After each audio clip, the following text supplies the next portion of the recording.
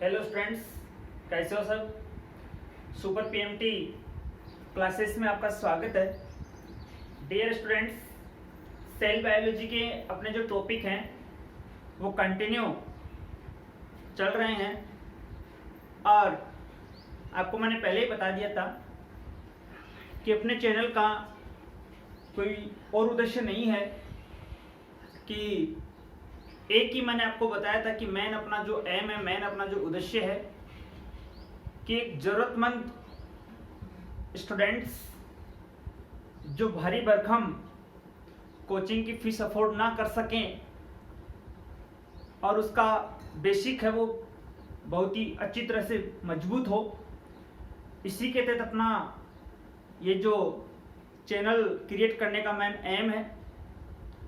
तो अपने इस चैनल को मैं बार बार तो कहता नहीं हूँ, वैसे अपने इस चैनल को आप ज़्यादा से ज़्यादा लोगों को शेयर करें और सब्सक्राइब करें, लाइक करें और किसी भी प्रकार की यदि कोई कहीं अपनी भी वीकनेस रह रही हो तो उस वीकनेस के लिए आप कमेंट करें। आपका स्वागत है, धन्यवाद। और आज अपन सेल बायोलॉजी का अपना टॉपिक पढ़ रहे हैं, अंतःप्रद्रवी जालिका। अंतःप्रद्रवी जालिका को शॉर्ट में मैंने नोटेट किया है ER से, एंडोप्लाज्मिक रेटिकुलम। एंडोप्लाज्मिक रेटिकुलम एक एकल झिल्ली से घिरा हुआ कोशिकांग है एंड एकल झिल्ली से परिबद्ध कोशिकांग है।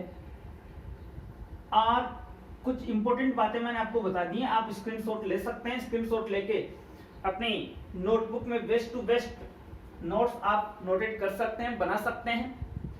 सबसे पहले मैं बात करता हूं, गार्नियर महोदय थे, साइंटिस्ट थे गार्नियर। गार्नियर ने सर्वप्रथम देखा था किसे? ER को देखा था। किसे देखा था? ER को देखा था। और उन्होंने एक बहुत ही महत्वपूर्ण इसको नाम दिया था एर्गास्टोप्लाज्म। क्या नाम दिया था इसको?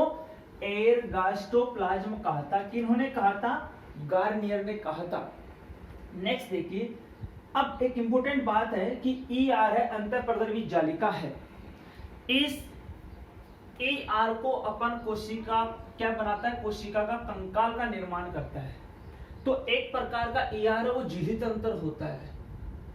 कौन सा तंत्र होता है? उपनाम के रूप में झिल्ली तंत्र होता है।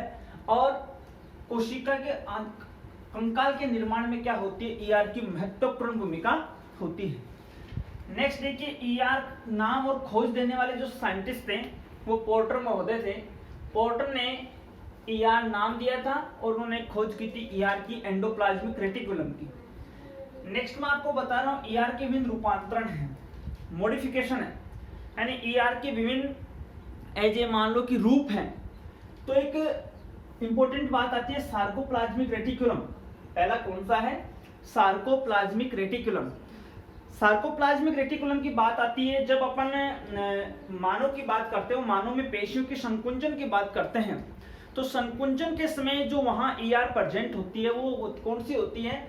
पेशीद्रव्य ER होती है, पेशीद्रव्य होती है, जिसको अपन क्या बोल देते हैं? सार्कोप्लाज्मिक रेटिकुलम बोल देते हैं। तो इसका फंक्शन इंपॉर्टेंट है, यानी कंकाल पेशी कोशिकाओं में पाई जाती है। सबसे पहली बात तो आपको क्या ध्यान रखना है, कौन सी कोशिकाओं में पाई जाती है? कंकाल पेशीय कोशिकाओं में पाई जाती है। और कैल्शियम आयंस स्रावित करती है, कैल्शियम आयंस का स्राव करती है। और कैल्शियम आयन क्या करता है? ये जो कैल्शियम आयंस होता है, आपको बताए थे कि जो पेशी संकुचन की प्रक्रिया होती है, तो पेशी संकुचन में एक एक्टिन तंतु होता है और एक मायोसिन होता है।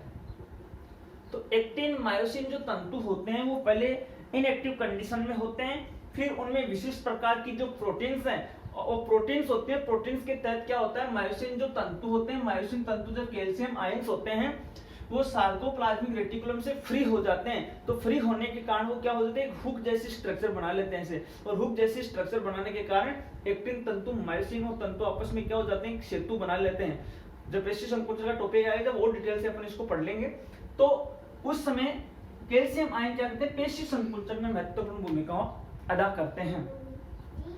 सेकेंड है टी नलिकाएं। टी नलिकाएं क्या ER होती है? वो टी नलिकाओं का रूपांतरण है। जैसे मैं यहाँ एक स्ट्रक्चर आपको नोटेट कर रहा हूँ, एक अलग से मैं आपको बात बता रहा हूँ कि जैसे इनका रूपांतरण होगा इस प्रकार से हो जाएगा। तो देखिए ये आपको एक प्रकार की टी शेप स्ट्रक्चर दिखाई दे रही है मेरे हिसाब से। ओके, ये जो टी सेल्स होती हैं, टी जो ट्यूबल्स होती हैं, ये कंकाल और हृदय की मांसपेशियां होती हैं मुख्य रूप से। तो कंकाल और हृदय की मांसपेशियों का रूपांतरण बनाती हैं और वहां पे मुख्य रूप से मांसपेशियां होती हैं। आपको पता है कि हृदय तो मेनली वैसे पेशी जनित है, मांसपेशियों से निर्मित है, तो वहां हृदय की मांसपेशियों को उद्दीप्त करते हैं और उद्दीप्त करके विभिन्न जो आवेग हैं, आवेगों के संचरण में एक महत्वपूर्ण भूमिका निभाने वाली जो ईआर का रूपांतरण होता है वो कौन सी होती हैं? टी नलिकाएं होती हैं। नेक्स्ट मैं आपको बता रहा हूं माइलोइड का है, काफी मोस्ट है, वेरी इंपॉर्टेंट डालना इस पॉइंट्स को आप, बहुत ही मोस्ट पॉइंट है। माइलोइड का या माइलोइड बॉडीज, ये क्या है? जो रेटिना है, मानव नेत्र का जो प्रतिबिंब बनने वाला जहां भाग होता है वो क्या? रेटिना होता है, दृष्टि पटल होता है। ये रेटिना एपिथेलियम, जो रेटिना की जो रंगक कणिकाएं, वर्णक कणिकाएं होती हैं, तो रेटिना की एपिथेलियम जो वर्णक कोशिकाएं होती हैं उनमें मुख्य रूप से कौन सी प्रेजेंट होती है? Myeloid ER. कौन सी होती है? माइलोइड ईआर होती है। आपको पता है रेटिना मेनली जहां जो किसी वस्तु से आने वाली जो किरणें हैं वो किरणें प्रतिबिंब जहां बनाती हैं जिससे अपन को वस्तु दिखाई देती है वो रेटिना स्थल होता है। और ध्यान रखना ये प्रकाश संवेदी होती हैं। क्या होती हैं? प्रकाश संवेदी होती हैं। ये मुख्य रूप से 3 रूपांतरण थे किसके? एंडोप्लाज्मिक रेटिकुलम यानी ईआर के मेन रूपांतरण थे। अब अपन नेक्स्ट बात करते हैं ईआर के घटक, इसके मेन कौन कौन से कंपोनेंट्स हैं और उन कंपोनेंट से क्या होती है? ईआर फॉर्म्ड होती है। तो इसके 3 कंपोनेंट है, एक है सिस्टर्नी, एक है पुटिका यानी वेसिकल्स और एक होती है ट्यूबल्स यानी नलिकाएं। तो 3 मेन कंपोनेंट है। फर्स्ट है सिस्टर्नी। सिस्टर्नी आपको स्ट्रक्चर मैंने बनाई है, स्ट्रक्चर आपको शो हो रही है। ये क्या है आप देख रहे हो, इसके ऊपर किसी भी प्रकार की कोई ब्रांच नहीं, कोई अशाखित आपको दिखाई दे रही है। तो एक तो ये क्या होती है? अशाखित होती है। दूसरी चीज आपको डॉट डॉट लाइक स्ट्रक्चर यहाँ शो हो रही है, ये राइबोसोम के पार्टिकल्स हैं। तो राइबोसोम के जो पार्टिकल्स होते हैं वो क्या होते हैं? सिस्टर्नी पे प्रेजेंट होते हैं। और नेक्स्ट पुटिकाएं हैं। पुटिकाएं आपको दिखाई दे रही हैं, अंडाकार या गोलाकार स्ट्रक्चर में होती हैं और इनका मेन जो फंक्शन होता है पुटिकाओं का वो होता है संग्रह का। कौन सा फंक्शन होता है? मेनली संग्रह करने का फंक्शन होता है, यानी किसी भी सब्सटेंस का संग्रह करती है पुटिकाएं। नेक्स्ट है नलिकाएं, ट्यूबल्स। ट्यूबल्स आपको दिखाई दे रही है, साकित स्ट्रक्चर है, ब्रांच आपको दिखाई दे रही है, साकित है। और राइबोसोम के जो पार्टिकल्स होते हैं वो क्या होते हैं? एब्सेंट होते हैं। इसका मतलब वो क्या होते हैं? यहाँ पे अनुपस्थित होते हैं। कौन? राइबोसोम के पार्टिकल्स होते हैं। ओके, नेक्स्ट ये ईआर के घटक थे 3 मेन। फर्स्ट सिस्टर्नी था, सेकंड अपन बात करते हैं वेसिकल्स और थर्ड अपन बात करते हैं ट्यूबल्स। सिस्टर्नी, वेसिकल्स, ट्यूबल्स, ये 3 मेन कंपोनेंट थे इसके ईआर के थे। नेक्स्ट अपन बात कर रहे हैं आगे। अब यहां मैं नोटेट कर रहा हूं ईआर। अब यहां देखिए आपको थोड़ा सा ऊपर चलना होगा। डायग्राम ने अपन ने ईआर की स्ट्रक्चर पढ़ी है, ठीक है। यहां अपन ने बनाया कि ये केंद्र झिल्ली है और ये एक कोशिका, कोशिका चारों ओर से कोशिका को घेरे रखने वाली क्या है? कोशिका झिल्ली है। इन 2 चीजों का थोड़ा सा ध्यान रखना, केंद्र झिल्ली और कोशिका झिल्ली। आपको पता है कोशिका होती है उसमें केंद्र प्रेजेंट होता है, ठीक है। अब देखिए केंद्र झिल्ली और कोशिका झिल्ली, यहां आपको एक RER लिखा हुआ है, मतलब खुरदरी अंतःप्रद्रवी जालिका, rough endoplasmic reticulum, rough endoplasmic reticulum, खुरदरी अंतःप्रद्रवी जालिका। क्योंकि यार राइबोसोम के पार्टिकल्स हम शो हो रहे हैं डॉट डॉट में आप, तो राइबोसोम के पार्टिकल्स प्रेजेंट हैं।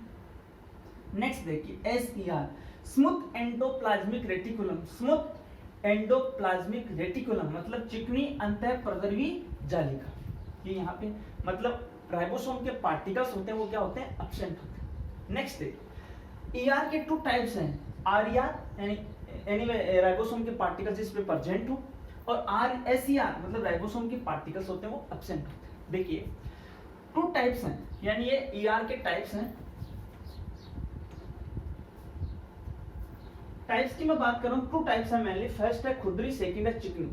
देखिए खुरदरी केंद्र झिल्ली के पास स्थित होती है। डायग्राम की ओर देखिए आप थोड़ा, यहां केंद्र झिल्ली बनाई अपन ने, ये क्या है? केंद्र झिल्ली है। और अपन ने केंद्र की पहले स्ट्रक्चर पढ़ी अच्छी तरह न्यूक्लियस की, तो केंद्र झिल्ली के बिल्कुल समीप बनाया गया किसको? RER को। और SER कहां है? SER कोशिका झिल्ली के पास है। तो दोनों में डिफरेंस का सबसे इंपॉर्टेंट पार्ट आपने नोटेट किया होगा। फर्स्ट क्या है कि जो खुरदरी ER है वो केंद्र झिल्ली के पास स्थित होती है और जो चिकनी है वो कोशिका झिल्ली के पास स्थित होती है।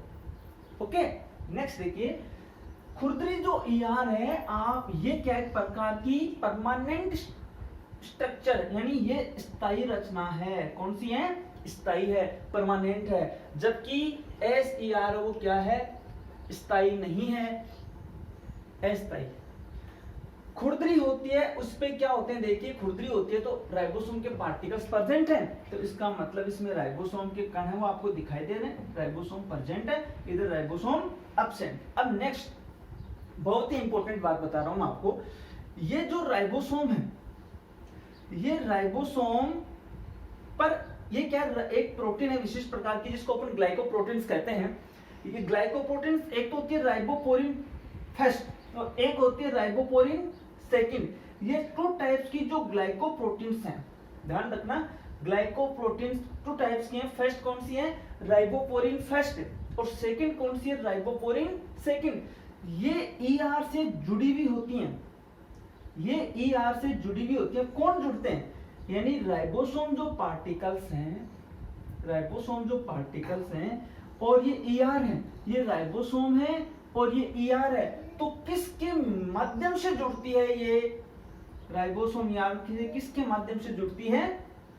ग्लाइकोप्रोटीन्स हैं दो, एक राइबोपोरिन ए है और एक राइबोपोरिन फर्स्ट है, एक राइबोपोरिन सेकंड है। तो फर्स्ट और सेकंड राइबोपोरिन से राइबोसोम होता है वो ER से क्या होता है? कनेक्टेड होता है। ओके, ये इतनी सी अपनी बात थी खुरदरी और चिकनी ER की। मैं नेक्स्ट अपन बात करते हैं आगे। नेक्स्ट अपना पॉइंट है छोटा सा, ER के फंक्शन, ER के कार्य क्या है, या अपन ऐसे देखें कि यहाँ मैं नोटेट कर रहा हूं मेनली, आप इसका स्क्रीनशॉट ले लें, नोट्स बनाए अच्छी तरह से। ऐसा कोई पॉइंट नहीं है जो ER से संबंधित आपको एग्जाम में इस टॉपिक से बाहर मिले, इतना मैं जरूर कह सकता हूं। नेक्स्ट आगे बात करते हैं, अपन पढ़ते हैं ER के कार्य।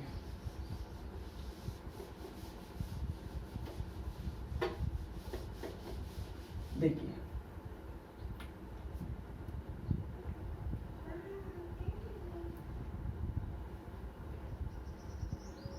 ER के कार्य, सबसे पहले अपन बात करते हैं RER और SER की। RER है वो राइबोसोम के पार्टिकल्स प्रेजेंट है। राइबोसोम को अपन कहते हैं कोशिका की प्रोटीन फैक्ट्री। इसका मतलब RER होती है प्रोटीन का संश्लेषण करती है। तो फर्स्ट में यहां फंक्शन नोटेट कर रहा हूं कि फर्स्ट क्या हो जाएगा?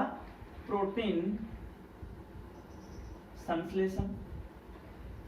अब मान लो एग्जाम में आ जाए कि कौन सी ER प्रोटीन का संश्लेषण कर रही है, तो मैं ब्रैकेट में लिख रहा हूं कि RER है वो किसका संश्लेषण कर रही है? प्रोटीन का संश्लेषण कर रही है। सेकंड SER स्मूथ है, चिकनी है। चिकनी क्या होती है? Fat, lipid. इसका मतलब लिपिड संश्लेषण, लिपिड संश्लेषण, नोट कोमा में डाल रहा हूं मैं। स्टेरॉइड व एक विशिष्ट प्रकार की प्रोटीन होती है कोलेस्ट्रॉल।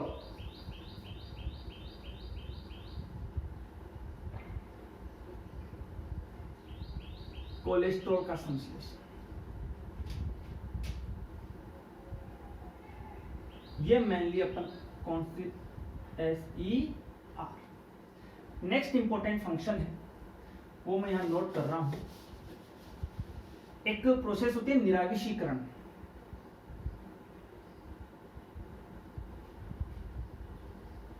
निराविशीकरण को बोलते हैं डीऑक्सी-12। मतलब निराविशीकरण का मतलब क्या होता है? ER होता है कुछ ऐसे टॉक्सिन्स होते हैं जो अपनी बॉडी के लिए अनावश्यक होते हैं, हानिकारक होते हैं। तो उन जो टॉक्सिन्स होते हैं उनको भी क्या करती है? बॉडी से बाहर की ओर स्राव करने का कार्य करती है। वो कौन करती है? ER करती है। और एक और बता दूं मैं यहाँ पे, अपना कंकाल के निर्माण में, कंकाल के निर्माण में, और लास्ट है झिल्लियों का निर्माण हो रहा है, तो कोशिका झिल्ली के निर्माण। तो ये मेन फंक्शन थे ईआर के। और ईआर का जो अपना टॉपिक था वो टॉपिक कंप्लीट हुआ। ईआर के अपन ने घटक पढ़े हैं, घटक के बाद में टाइप्स पढ़े हैं, टाइप्स के बाद में अपन ने इसके जो मेनली ईआर के फंक्शन है वो नोटेट किए हैं। नेक्स्ट अपन आगे के वीडियो में मिलेंगे और धन्यवाद, थैंक यू।